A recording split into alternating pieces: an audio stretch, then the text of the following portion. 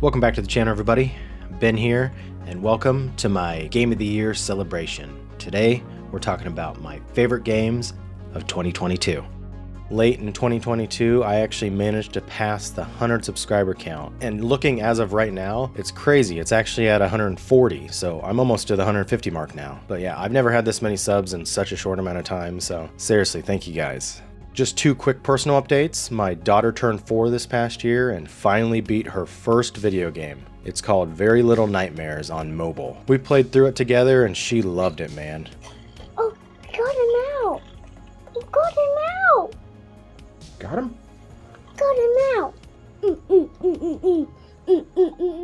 She even went to Halloween as 6 this year, so you can safely say that I'm a proud father. And finally, I had my second kid. Let me introduce Sebastian Wake Link. I even managed to do a funny photo op because he's named after Sebastian from Evil Within. I ordered this little I Escaped from STEM onesie, so I got that etched in history now. But yeah, man, I managed to have a girl and a boy, so that in itself is pretty damn lucky. I know some people that just have all boys and all girls, so. But anyways, he was born on the same week as God of War Ragnarok. Unfortunately, that game won't be on this list because it got pushed to my backlog because, I had a baby. But that's why it won't be on this list, so just a heads up.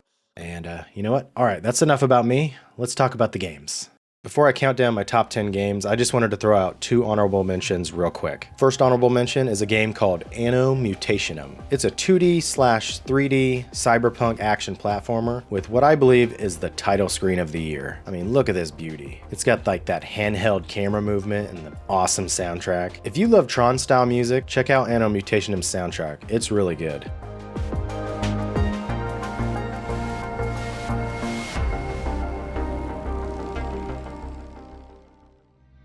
Second honorable mention is The Chant, a brand new survival horror game by debut developer Brass Token Studios. When this game popped up on the store in November, I knew I had to give it a shot. You play as a woman named Jess that finds herself on a spiritual retreat on a mysterious island, which quickly kind of goes to shit, and you end up opening some dark dimension that floods the island with dark spirits. The game in a nutshell is a melee-based survival horror game. It's an indie game, so there's a bit of jank to it, but it's got a certain kind of like Alan Wake, Twin Peaks charm to it. The visuals are kind of up and down. Like some of the parts look amazing, like the faces up close and like their sweat. If I had to give an award for the most sweat on faces this year, The Chant would be Game of the Year. It's not like the greatest game I played this year, but it's definitely a breath of fresh air that I wasn't expecting later in the year. Now, with all that said and done, without further ado, let's get into my top 10 games of 2022.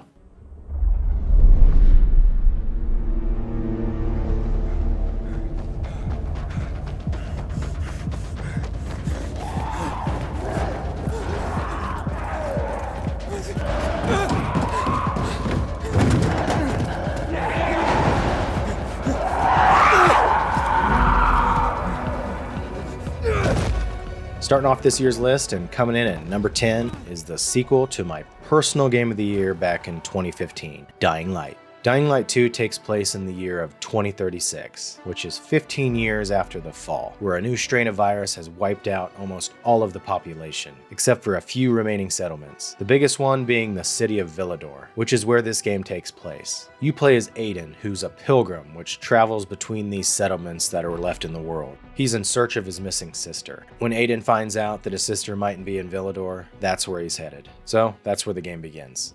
Though Dying Light 2 didn't manage to top my list this year like Dying Light did in 2015, it did top all open world games this year when it comes to traversal. Similar to like Sunset Overdrive or Spider-Man, traversing through the city just felt exhilarating, especially once you get the paraglider and unlock the air vents. You can get up in the air and travel above the ground for as long as you want. It's really fun. I will say the main thing that kept Dying Light 2 from going any higher on this list is it significantly dropped off in quality when you compare it to the original. And the game at times can look amazing. I mean, look at these clouds. I mean, they look really good. But then you turn and the trees and the backgrounds look like something from the early Xbox One days. I don't know, it's kind of an inconsistent presentation. And I kind of account that to probably because it was in development for so long. So a lot of these things were made like 7 years ago.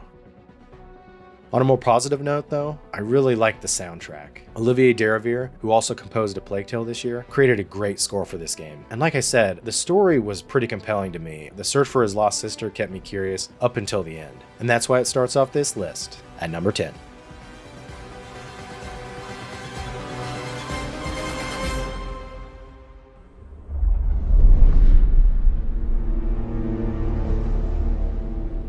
Let us bring darkness to our enemies.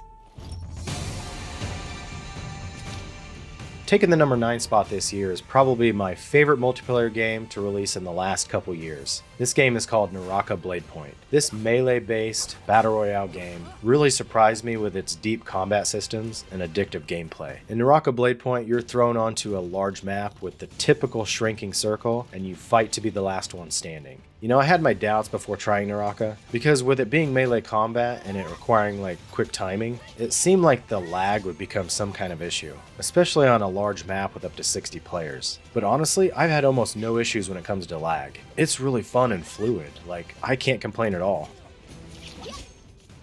In this game, you can choose from up to 14 different characters, which all have their own unique looks and abilities. The main thing I love about the game is how easy it is to pick up and play. Yes, you can master the combos and your character's powers, but you can also just spam the attack button and still have a great time. It's a lot like a fighting game in that sense, you know, like button mashing is just as fun. If you just want to get in and slice and dice some people while only worrying about position and dodging, you can do that. This game probably won't be for everyone, but if you like sword-based combat and you like multiplayer games, you might just like Naraka's take on the battle royale genre. Why do they challenge me? It never ends well for them.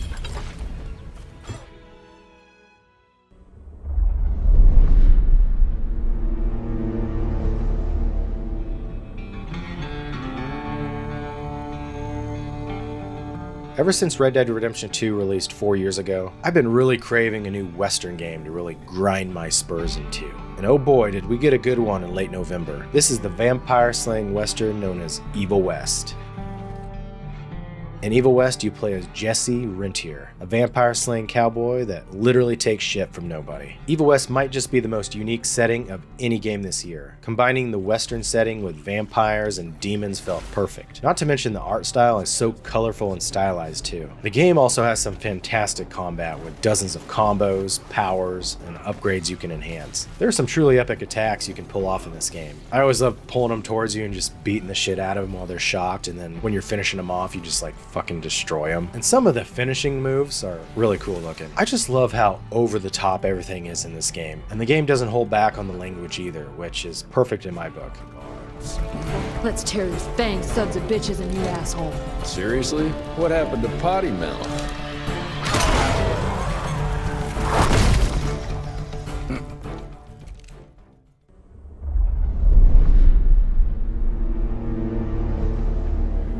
I woke up to an urban dawn, wrapped up in my lover's arms. Coming in at number 7 is Supermassive Games' newest horror game, The Quarry. The Quarry is a story about 8 camp counselors that are stranded out at a summer camp called Hackett's Quarry. Just like Until Dawn, The Quarry is a story that surrounds a group of individuals that suddenly find themselves in a horrific situation. In each chapter, you'll be controlling a different character from a different perspective around the camp. Everything will seem disjointed at first, but by the end, it all comes together nicely. I will say the story takes a bit to get going, but once it does, it really sinks its teeth into you. And just like all of Supermassive's games, you can survive till the end with everyone alive or everyone dead. That will just depend on the decisions throughout. I think it's safe to say that The Quarry is definitely going to be right next to Until Dawn as one of the best Halloween games you can play, by yourself or with some friends.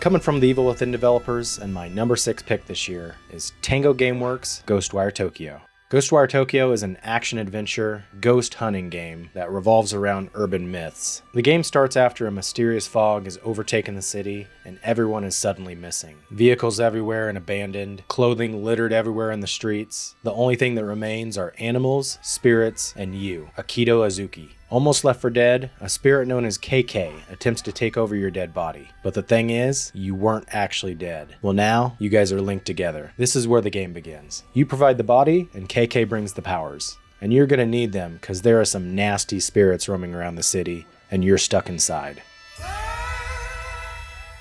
Combat in Ghostwire revolves around spirit elements like wind, water, and fire, and you'll need to combine and alternate these powers against specific enemies. Wind is great against distant or single enemies, water is nice for spread attacks against groups, and fire is a powerful explosive attack that you can stun even the biggest enemies, or use it to blow up a bunch of enemies at once.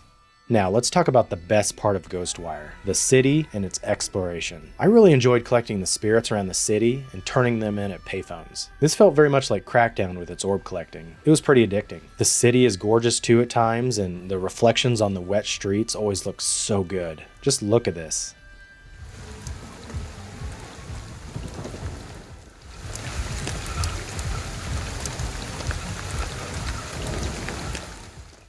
Outside The Last of Us, Red Dead Redemption 2, and the first season of The Walking Dead, I haven't even come close to shedding a tear while playing a video game. That is until I played this game. Maybe it's just me getting older, but this game's ending really got me. If you've ever experienced the loss of a family member, I think this game is worth playing to experience. So if you ever wanted to explore Tokyo and fight off evil spirits while doing some addictive collecting, Ghostwire Tokyo might just be the game for you.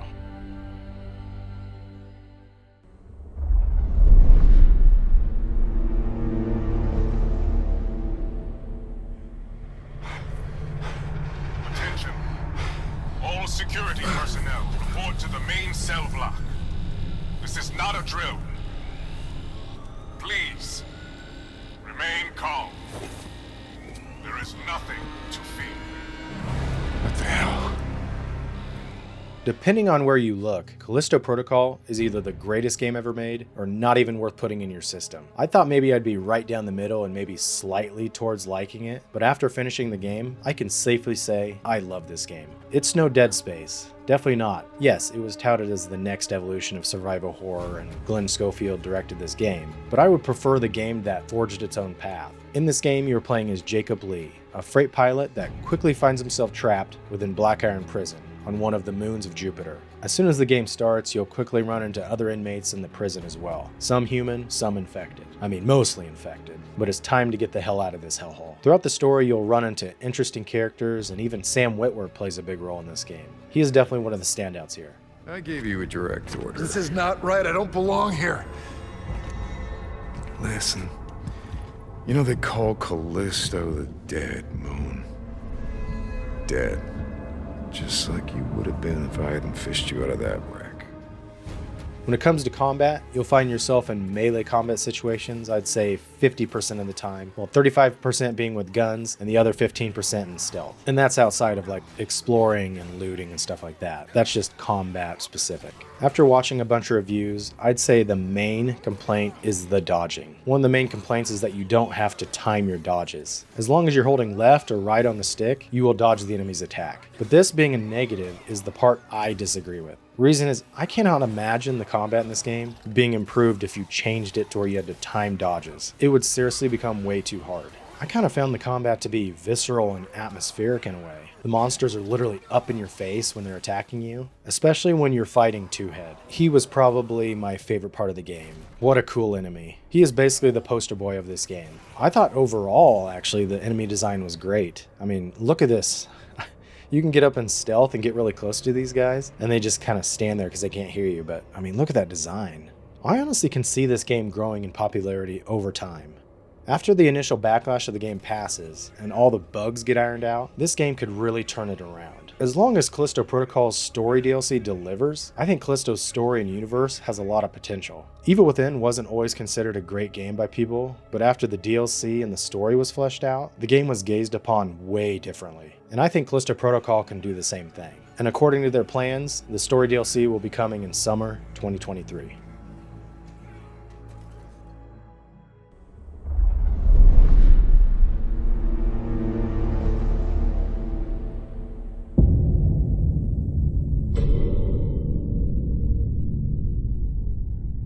The fallen leaves tell a story.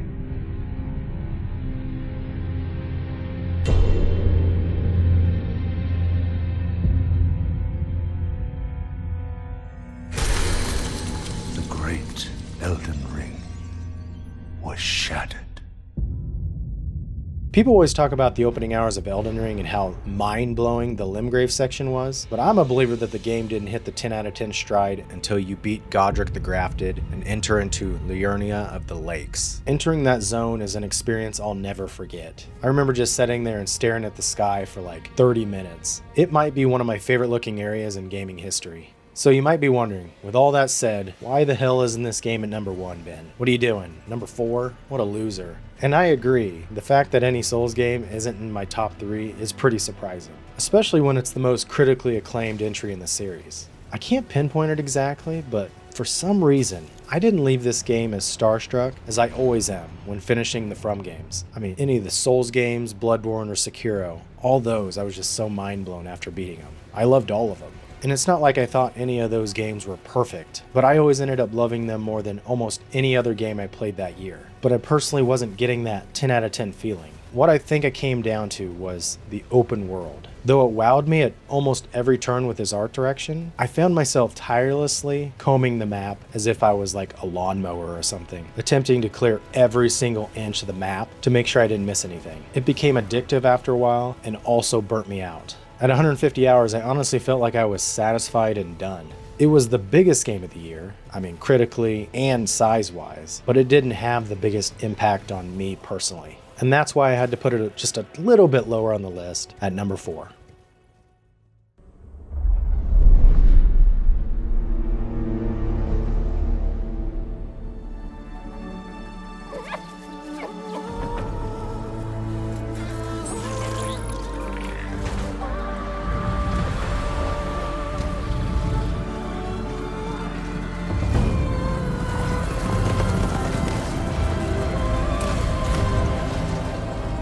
Guys, right here is why Horizon Forbidden West is one of my favorite games this year. I mean, look at these visuals, man. This is one of the best looking open worlds I've ever played. I haven't been this blown away by an open world's visuals since Red Dead Redemption 2. Every part of this game feels like you're walking through a masterfully done painting. And I loved how you would discover like the old society through like visions. It was always intriguing finding those spots. And my God, can we talk about one of the coolest things in gaming? The tall necks.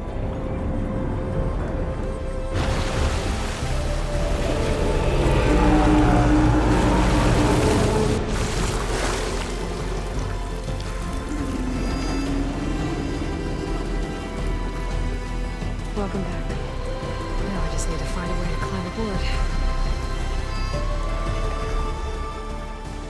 They were really cool in the first Horizon game, but finding a way to scale these big guys through the environment was probably my favorite part of the sequel. Every time I'd discover a tall neck, I'd literally be like, yes, another tall neck. Fuck yeah. It was so fun just trying to like find your way to the top. I just wish there was twice as many of them in the game. That's my only complaint. So if you want to explore one of the best open worlds ever and stealth kill some robot dinosaurs, Forbidden West should be your focus. Now's my chance!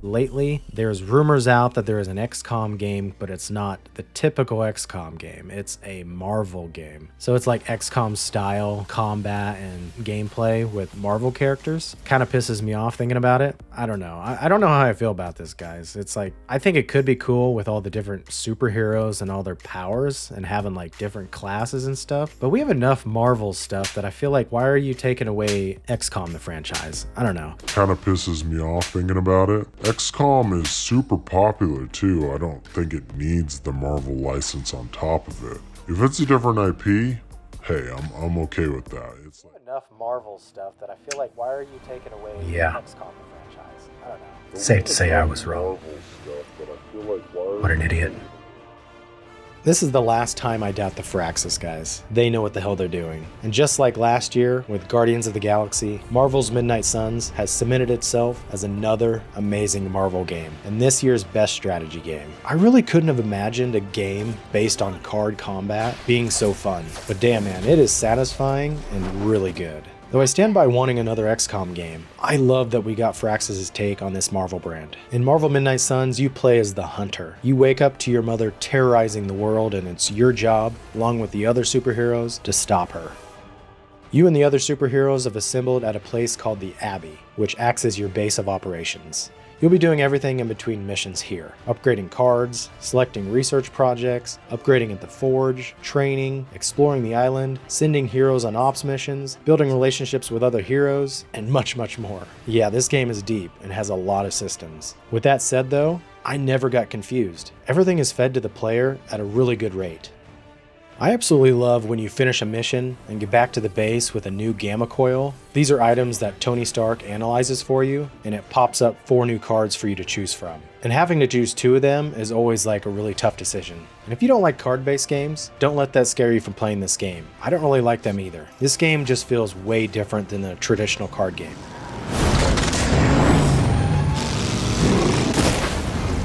It is nice not being on the receiving end of your wrath.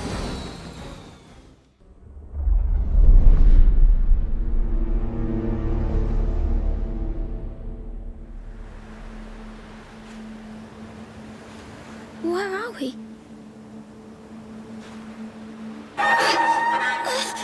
No!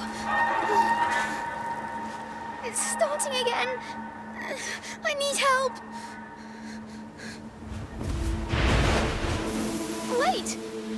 Wait for me! Coming in at number 1, and easily one of the biggest surprises of the year, A Plague Tale Requiem. Not because I didn't think it would be good, I was excited for it, but to be this damn good, I can't really say that I would have predicted that. This brother-sister adventure that expands on the excellent A Plague Tale Innocence absolutely blew me away. I don't think anybody could have predicted Asobo's rise to the top this quickly. And it's crazy because Asobo Studios used to just make licensed Pixar games and act as a support studio. It wasn't until the success of A Plague Tale Innocence that this studio was given the ability to do something special. And after Requiem, I think they've definitely earned themselves a massive budget for the 3rd Plague Tale game or whatever they make next. For those of you out there that haven't played the game, Plague Tale Requiem takes place 6 months after A Plague Tale Innocence. A supernatural force known as the Macula is spreading and causing rats to infest the earth at every turn. Well, in A Plague Tale Requiem, Amicia and Hugo continue that adventure to get rid of that supernatural force known as the Macula. And that's really all I'm going to say about the story, because I think it's worth experiencing for yourself. The series is primarily a stealth-based game, but the sequel brought a lot more action elements to the gameplay, with additions such as the crossbow and the ability to stealth kill enemies from behind, which all felt really great.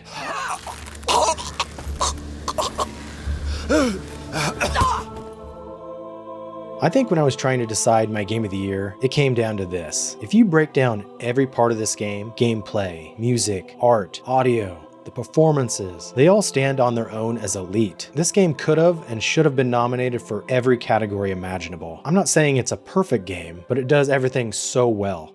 For myself, Plague Tale Requiem stood above the rest, and that's why it's my favorite game of 2022. If you guys did enjoy the countdown, definitely hit that like button if you can, and subscribe to help me reach that 150 mark. Anyways guys, thanks again for watching, and until next time, stay in the light my friends. Later.